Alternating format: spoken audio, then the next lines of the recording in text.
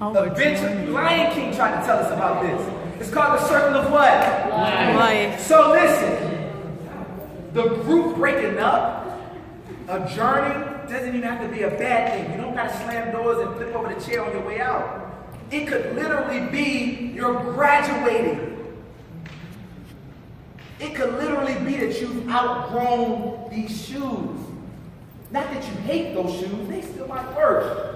Some things just naturally phase out. They phase in and phase out. And if we know that, we prepare better. It's like looking up in the sky, you see the gray clouds, and you already understand it's going to rain. So when wet stuff falls out the air, you're not shocked. You're like, got it, rain.